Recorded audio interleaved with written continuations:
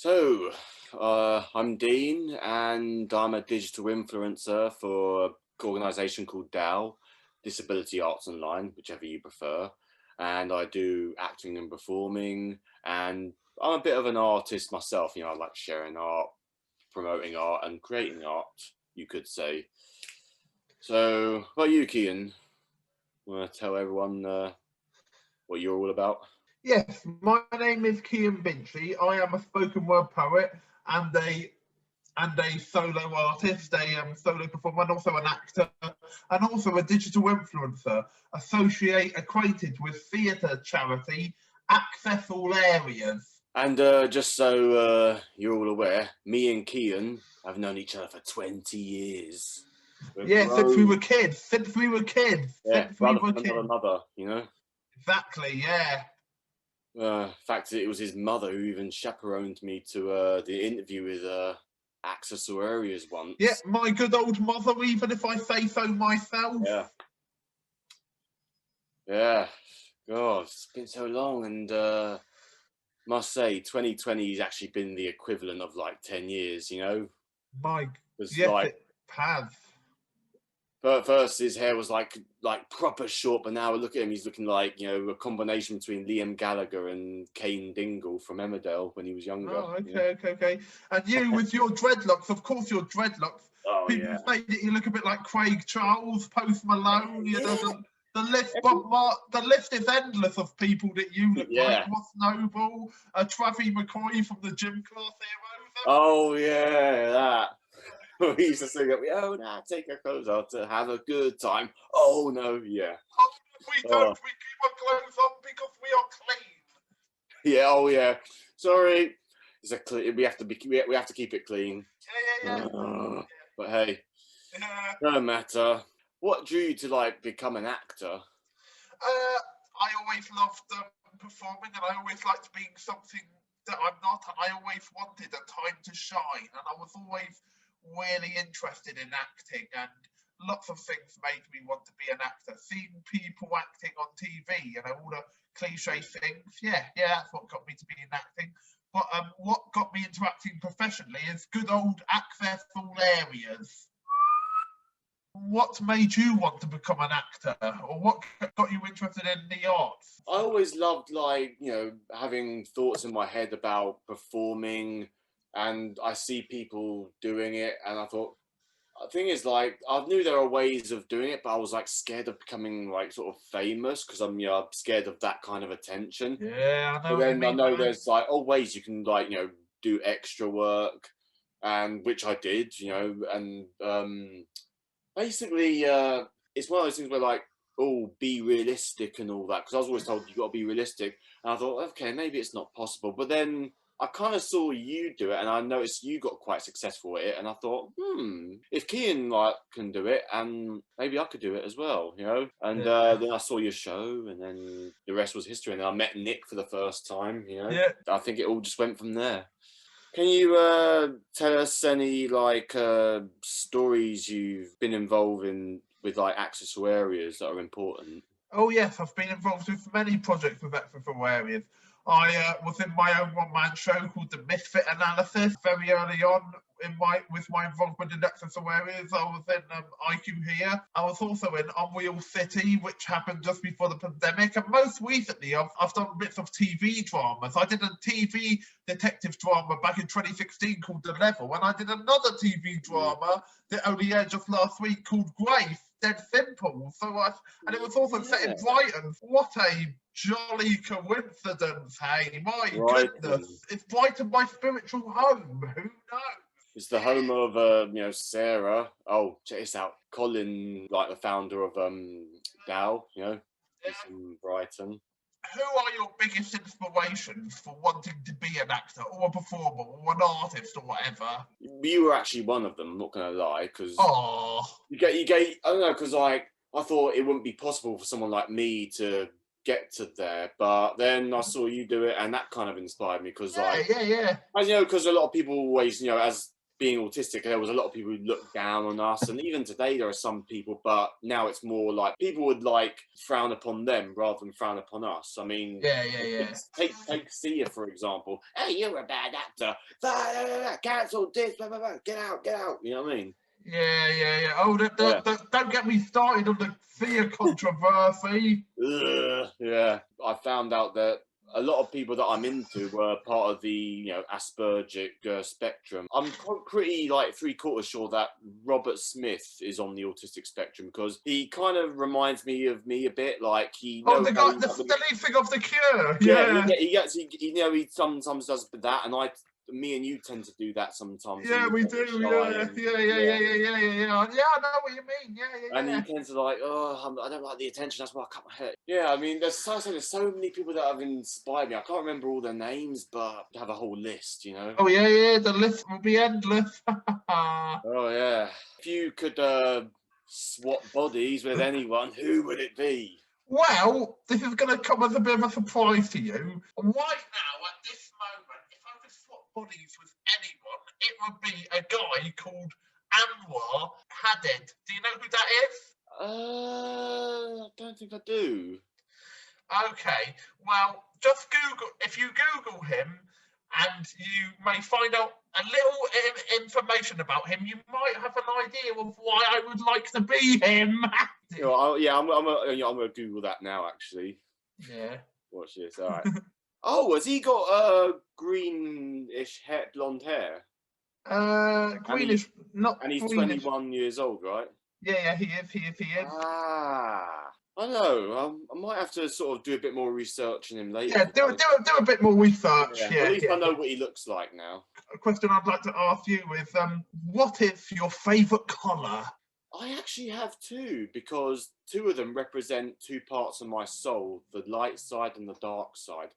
The dark side would be black, my goth nature, and blue would be like my light nature, because blue sky, it helps keep me balanced, keeps me from falling too far into the darkness. And as you could say, it's like if I was split in two, I would have an evil version and a light version, kind of like Stewie when he gets split into two and all that.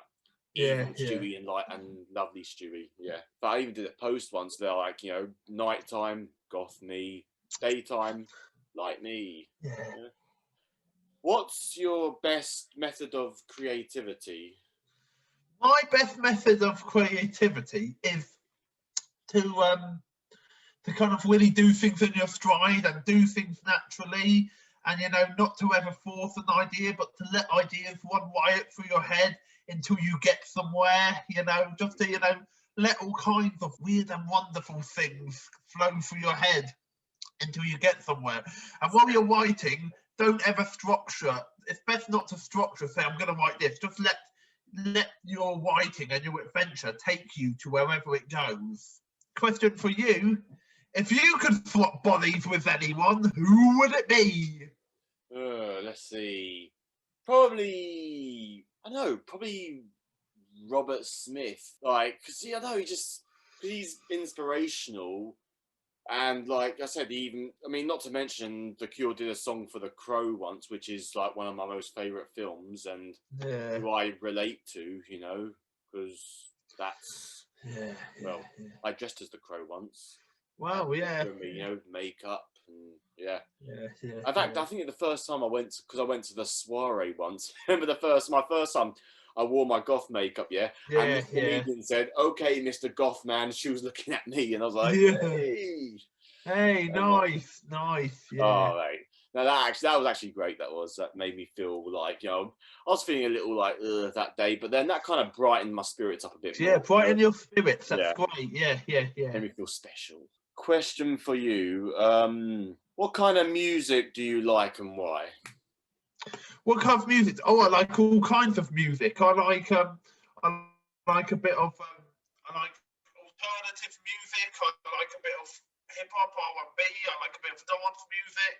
I like a bit of energy pop. But my favourite music would be new wave. I love new wave. It's punk and post-punk music, a bit like The Cure and The Smiths and the rhythmics. I love those. I love that kind of music very much. It's great. Yeah. Yeah, because it's got me thinking. Because like, even though you're not part of the alt scene, you'd probably love Slimelight a lot because it has like Depeche Mode and all that dance mixed with like dark 80s Okay. disco. Okay.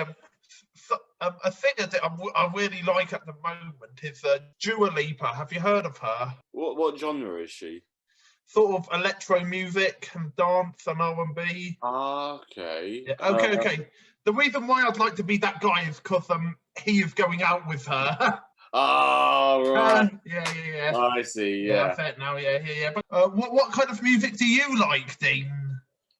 Well, I mean, before I was just into like rock and metal and all that, but now I've kind of broadened my taste a bit. Like, so it's still rock and metal, but like punk and indie and grunge, and of course old school pop, and a bit like a lot of alternative and rock pop. So maybe some similar stuff to you as well. Yeah. Maybe a little bit of basically when it comes to hip hop, I mean, maybe it's more like towards the rock hip hop kind of thing. You know what I mean? Like there's a little bit of Yeah. guitaring involved, but still a bit of rap. So Yeah. in a way, if it's sort of mixed together, I mean, like I said, indie, like mixed a little bit, mashed together. I Yeah. kind of like that stuff. I mean, not Yeah. so much like the rap R&B, like Justin Bieber. Yeah, well, not the mainstream stuff, but more alternative sort of rap. Anything that Yeah. people haven't heard of before sometimes, but have heard of, and you know what I Yeah. mean. It's mixed. Yeah. What's your favourite show or memory with actress or areas? Oh, one of my favourite shows and memories, the biggest one, has got to be Madhouse, because I really enjoyed dressing up as a baby, and it was such a buzz. And I lived in Manchester for 3 weeks there. I stayed in Manchester. It felt like I lived there, and it was it was an amazing experience. I loved it very much. It was draining, but it was great. It was a magical experience, and it was unreal, and it was amazing. And also performing the Misfit analysis up in Edinburgh, that was one of the kind of bittersweet, quite melancholy, and it got to me a little bit, but it was a beautiful memory nonetheless. Oh yeah, I remember the Madhouse. I mean, I was actually one of the patients, the one who get to go mad at Adam's like punk song. Funny enough, I didn't know that was Adam at first. I'm not gonna lie. I Did thought it you was not? like a Sex Pistols Oh my song. goodness! And then I realised, Flipping oh, heck. it's Adam singing. Oh, okay, 'cause it had that very punk vibe to it, It did have that. Yeah. Yeah. Oh man, those memories. What do you hope to gain with your success as a performer in the future? What are your biggest ambitions? To move on to like bigger things, and to maybe one day sort of like run like a sort of theatre or like company or art company or something, you know what I mean, like to, because I'm kind of getting there day by day, like with like Dahlia, because because the thing is I love what I do, and I've loved it and valued it, Disability Arts Online. It's like, because I'm their influencer. I mean, so I'd say no one like me, but hey, I don't want to sound too big-headed. No. You're a modest guy. You're a modest fella. We're both I know. modest people. Yeah. Question for you, isn't it? For example, describe Madhouse as telling some of the hidden histories of disabled people. Madhouse tells a very, very important but hidden history of oppression amongst disabled people. Disabled people, we were locked up in institutions for a long time, for many years, going back to, say, the Victorian age, from all the way to the 90s, which is in our lifetime, the 90s, and that is so shocking. And we were put into these homes where we were locked away, and we were forbidden to learn anything. We were forbidden. We were basically a bit like what we are now, like we were in quarantine. We were basically only able to have ourselves as disabled people, as peers. We were hidden away and not taught anything from the outside world, and we were treated absolutely horrifically. And it's a very interesting history. And Madhouse basically went through the 5 different time zones. One from the Victorian age, one to the 30s and 20s, one to the, I think, 50s or 60s, one to the 70s and 80s, one to the 90s, and one to the present day. And the message of Manos was basically saying, people think everything's okay now because we're not locked up in institutions anymore. But in a way, the institutions have kind of transferred from the institutions into our own homes. And it's kind of like we're locked up in our own homes because we're often very isolated from everyone and we don't have much to do and we're not given much opportunities. And so I don't think things may have changed, but in a way it's kind of worse. At least in these homes, we had our peers and we were all in there together. But when we're locked up in homes, we're just locked up in homes. And we've got it's like we're on house arrest. Exactly, it's like we're on house arrest. And this coronavirus, this whole lockdown is not helping it at all. It's like we're in open prison, but without the criminal record. So after this, it's like, oh yeah, it's nothing. It's just a footnote. But yeah. Is there any thing you want to say, or or to the people watching? Thank you for watching. Who are the people watching? People in our community. The people who are disabled artists or LGBT people or the old scene or anyone who represents all three, like my friend and the board member Lady Punk, aka Dennis. Yeah, cool. Yeah, thank you for watching. Take care. We love you all. Yeah, peace out. And my brother, my best friend of 20 years, Cian Bincy, everyone. Take care, mate. Deen Hallissey, my friend. Yay.